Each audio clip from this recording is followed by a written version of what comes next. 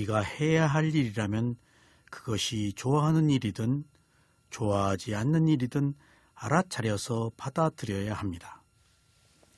하고 있는 일이 가시적으로 성과가 있어 보이든 보이지 않든 간에 알아차려서 받아들여야 합니다. 좋은 것만 받아들이고 싫어하는 것은 받아들이지 않는다면 진정한 관용이 아닙니다. 무엇이나 알아차려서 받아들이는 것만이 수행자의 참다운 모습입니다. 받아들이면 불선심이 선심이 되고 불선업이 선업이 됩니다. 좋아하는 것만 하려고 한다면 어린아이의 정신 수준을 가진 것입니다. 그러므로 우리는 좋든 싫든 무엇이나 있는 그대로 받아들이는 수행자가 되어야 하겠습니다. 수행자 여러분, 지난 시간에 이어서 오늘 또 모곡사야도의 마음을 알아차리는 수행에 대해서 계속 말씀을 드리겠습니다. 마음은 한순간에 하나만 있습니다. 마음이 한순간에 하나만 있다고 알아야 무상, 고, 무아를 할 수가 있습니다. 일반적으로 우리에게 일어나는 마음의 종류는 매우 많습니다. 아마도 1000가지, 2000가지의 많은 마음들이 있을 것입니다. 주석서에서는 마음의 종류를 89가지 내지는 121가지로 구분하고 있습니다. 그러나 모곡사야도께서는 마음을 13가지 종류로 분류하셨습니다. 앞서 말씀드린 부처님이 마음을 알아차리는 수행에서는 알아차릴 마음을 16가지로 분류한 것과는 약간 다릅니다. 그러면 모곡사야도께서 분류하신 13가지의 마음을 한번 살펴보겠습니다. 첫째, 외부에서 방문하는 의식들이 있습니다. 이것들은 눈의 의식, 귀의 의식, 코의 의식, 혀의 의식, 몸의 의식입니다. 이것들을 외부에서 방문하는 의식이라고 합니다. 이 말은 눈이 대상을 볼 때 아는 마음이 일어나는 것, 귀가 소리를 들을 때 아는 마음이 일어나는 것, 코가 냄새를 맡을 때 아는 마음이 일어나는 것, 혀가 맛을 볼 때 아는 마음이 일어나는 것, 몸이 부딪혀서 의식이 일어날 때 아는 마음이 일어나는 것, 이것들을 모두 외부에서 방문하는 의식이라고 합니다. 두 번째, 내부에서 방문하는 의식입니다. 탐욕이 있는 마음, 성냄이 있는 마음, 어리석음이 있는 마음, 탐욕이 없는 마음, 성냄이 없는 마음, 혹은 의식입니다. 여기서 탐욕이 있는 마음이라는 것은 외부에서 방문한 의식이 아니고 내부에서 일어난 마음이라는 사실입니다. 그리고 성냄이 있는 마음이라는 것은 외부에서 일어나지 않고 내부에서 일어난 마음이라는 것입니다. 그래서 앞서 말씀드린 5가지 마음이 일어날 때는 외부에서 방문한 의식이라고 알아차리고 지금 말씀드린 6가지 마음이 일어날 때는 내부에서 방문한 마음이라고 알아야 한다는 것입니다. 그리고 마지막으로 3번째는 주인의식을 알아차리는 것을 말합니다. 이 주인의식이라는 것은 들숨의 의식과 날숨의 의식입니다. 이때 주인의식이라는 것은 수행자가 알아차려야 할 주 대상을 말합니다. 이때 들숨의 의식은 호흡의 들숨과 그리고 날숨을 말합니다. 이렇게 해서 모두 13가지 마음을 모곡사야도께서는 정하셨습니다. 마음의 종류가 아무리 많다고 해도 혼란을 겪을 것은 없습니다. 마음은 한순간에 하나만 일어나기 때문에 현재의 마음을 알아차리면 됩니다. 마음의 종류가 많은 것 때문에 복잡하게 생각할 이유가 없습니다. 다만 여기서 우리가 마음을 알아차릴 때는 눈으로 볼 때 감각기관이 아는 마음이 감각기관이나 감각 대상에 붙지 않고 그것을 아는 마음을 대상으로 한다는 사실입니다. 자, 다시 한번 설명하겠습니다. 우리가 본다는 사실은 눈이라는 감각기관과 보여지는 감각 대상과 그것을 아는 마음 세 가지가 있습니다. 이 세 가지 조건이 성숙되어서 보는 마음이 성립이 됩니다. 그렇다고 한다면 여기서 말하는 마음을 알아차리는 수행은 감각기관에 마음을 보내지 않고 감각 대상의 마음을 보내지 않고 감각기관이 감각 대상에 부딪혀서 일어나는 그 마음을 대상으로 알아차린다는 것을 말합니다. 그러므로 눈이 대상을 볼 때 아는 마음이 일어난다는 1차적 현상에 2차적으로 그것을 아는 마음을 대상으로 알아차린다는 그런 의미를 마음을 알아차리는 수행이라고 합니다. 이상 13가지의 마음의 범주 안에 보통 사람들이 가진 모든 마음들이 다 포함됩니다. 어떠한 마음이 일어나든 간에 그것을 감각 대상과 감각 기관이 부딪혀서 일어났기 때문입니다. 이들 육문을 통해서만이 의식이 일어날 수 있으며 마음은 육문을 벗어나서는 결코 일어날 수 없다는 것을 알아야 합니다. 마음은 저 홀로 일어날 수 없고 물질적인 조건에 의해서 일어나는 정신적 현상입니다. 그러므로 원인이 있어 생긴 결과입니다. 그래서 내 마음이 아니고 조건에 의해서 일어난 마음입니다. 우리가 이때 유체이탈이라는 표현은 잘못된 것입니다. 마음은 죽기 전에 몸을 떠나지 않습니다. 아울러 감각기관인 육문에 6가지 대상이 부딪혀서 6가지 마음이 일어나는 것을 18계라고 합니다. 이것이 불교의 세계관입니다. 그래서 몸과 마음이 아닌 것은 불교에서는 다루지 않습니다. 다시 말하면 불교는 한 인간의 번뇌를 해결하는 것에 초점이 맞추어져 있기 때문에 오직 몸과 마음을 대상으로 봅니다.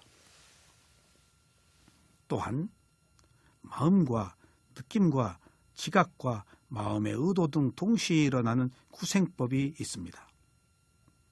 이 구생법은 함께 일어나서 함께 소멸한다는 것입니다. 여기서 느낌과 지각과 마음의 의도는 마음의 작용으로 분류합니다. 바꾸어 말하면 식은 아는 마음이고 수상행은 마음의 작용이라는 사실입니다.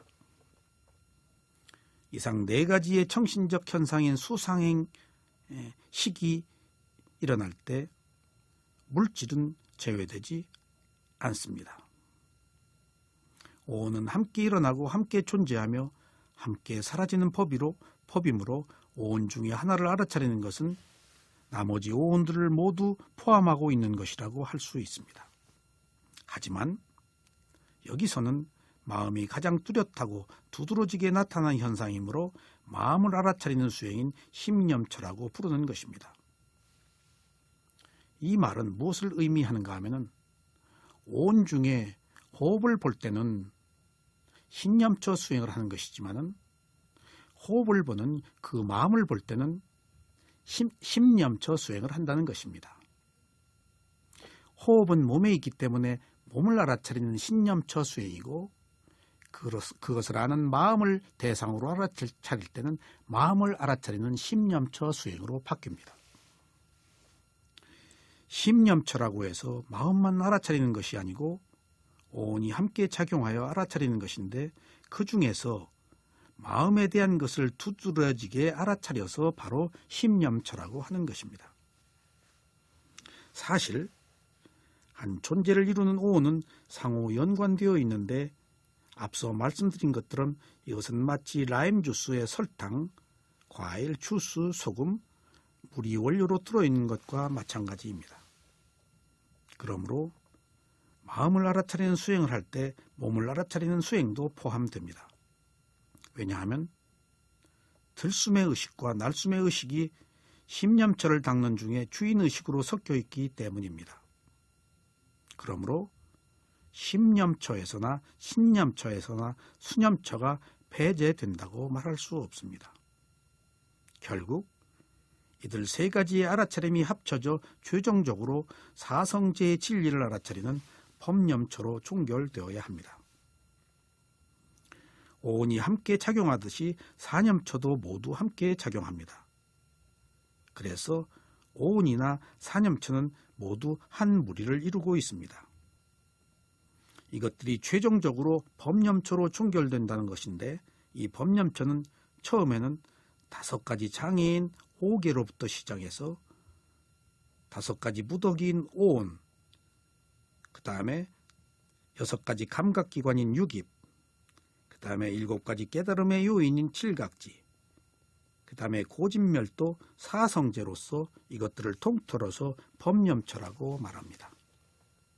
이때 법은 알아차릴 대상으로서의 법과 진리로서의 법이 2가지가 있습니다.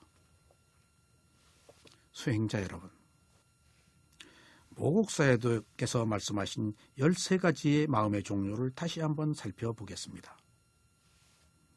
먹고 싶고 냄새 맡고 싶어하는 마음은 탐심에 속하고, 질투나 인색은 성냄에 속합니다. 보시를 하려는 마음은 탐욕이 없는 마음에 속합니다. 들뜨고 산만한 마음은 어리석은 마음에 속합니다. 어리석지 않은 마음인 지혜는 위의 13가지 마음 안에 포함되지 않습니다. 그렇다면 어리석지 않은 마음은 왜 13가지 마음 안에 포함되지 않는 것일까요? 그 이유는 어리석지 않은 마음이 정견이라는 토지, 즉 지혜인데, 이것이 바로 알아차림의 주체가 되기 때문입니다. 반면 13가지의 마음은 알아차릴 대상입니다. 앞서서 말한 바와 같이 이들 마음은 한순간에 오직 하나씩만 일어납니다. 그래서 아무리 마음이 많아도 하나만 알아차리면 됩니다. 보통 수행의 대상이 되는 마음이 너무 많아서 알아차리기 힘들다고 생각합니다. 수행자는 이때 마음이 매 순간 오직 하나씩만 일어나는 점을 반드시 상기해야만 합니다. 사실 우리가 자신의 마음을 알아차리는 것은 그다지 힘든 일이 아닙니다. 왜냐하면 사람들은 자신의 마음속에 어떤 생각이 스쳐 지나갔는지 다른 사람에게 쉽게 얘기할 수 있기 때문입니다. 만일 탐심이 일어나면 탐심이 일어났다고 정확하게 얘기할 수 있습니다. 그러므로 우리는 자신의 마음이 일어나고 사라지는 것을 알아차리는 수행은 큰 어려움 없이 누구라도 쉽게 할 수 있다고 알아야 합니다. 수행자 여러분, 우리는 늘 말합니다. 나 기분 나빠, 나 기분 좋아. 이것들이 모두 느낌을 느끼는 마음들입니다. 바로 자기가 기분 좋은 것은 누구보다 먼저 자기 자신이 알 수가 있습니다. 그리고 자기가 기분이 나쁜 것은 누구보다도 먼저 자기가 알 수 있습니다. 이때 기분이 좋을 때 기분이 좋은 마음을 보는 것입니다. 기분이 나쁠 때 기분이 나쁜 마음을 보는 것입니다.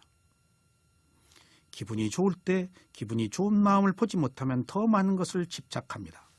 그래서 오히려 기분이 좋기 때문에 더 고통에 빠지기도 합니다. 그리고 기분이 나쁠 때 기분이 나쁜 마음을 알아차리면 더 이상 기분이 나빠지지 않습니다. 왜냐하면 기분이 나쁜 마음을 알아차리는 새로운 마음이 일어났기 때문입니다. 그래서 그 뿌리인 마음을 알아차려야 하는 것입니다. 만일 수행자가 마음이 일어나고 사라지는 것을 바로 알아차리고 있다면 의심할 여지 없이 그는 열반의 입구로 가는 바른 길로 접어들었다고 말할 수 있습니다. 해탈은 무상 고부활을 아는 것이기 때문입니다. 열반에 이르기 전에 이러한 과정을 거쳐서 먼저 몸의 느낌과 호흡이 사라지고 그 뒤 마음을 대상으로 알아차려서 마음이 사라진 상태가 바로 열반이기 때문입니다. 수행자 여러분, 우리는 눈을 뜨고 있을 때 눈앞에 있는 모든 것을 봅니다. 이것이 바로 눈의 의식이 일어난 것으로 수행자는 이때 눈의 의식이 일어났다고 알아차려야 합니다. 소리를 들을 때는 귀의 의식이 일어나고 이때 귀의 의식이 일어났다고 알아차려야 합니다. 냄새를 맡을 때는 코의 의식이 일어났다고 알아차려야 합니다. 맛을 볼 때에도 혀의 의식이 일어났다고 알아차려야 합니다. 몸의 가려움이나 즐겁고 불쾌한 감각이 느껴질 때는 몸의 의식이 일어났다고 알아차려야 합니다. 수행자 여러분, 6가지 감각기관 중에서 의는 빼고 안입이 설신이라는 감각기관이 감각 대상과 부딪혔을 때 그것을 아는 마음을 지켜보는 것이 위파사나 수행입니다. 그러니까 어떤 대상이 무엇이라고 아는 1차적 알아차림이 있고 2차적으로 알아차린 그 마음을 대상으로 보는 것이 마음을 알아차리는 수행입니다. 실제로 우리가 알아차림 하나로서는 대상을 제어하기가 어렵습니다. 그 대상의 힘은 워낙 크기 때문에. 그렇지만 알아차린 1차적 현상 뒤에 알아차린 그 마음을 보는 심념처 수행을 한다면 우리는 훨씬 더 빨리 대상으로부터 분리될 수 있는 힘을 키우게 될 것입니다. 이것이 마음을 알아차리는 수행의 이익입니다. 알아차림 하나만으로는 되지 않기 때문에 알아차리고 있는 그 마음을 다시 알아차려서 우리는 2번, 3번 대상과 아는 마음을 분리해서 청정하게 하는 것이 마음을 알아차리는 수행의 목표입니다. 바로 이러한 청정 때문에 우리는 마음을 알아차리는 수행을 계속해야 하겠습니다.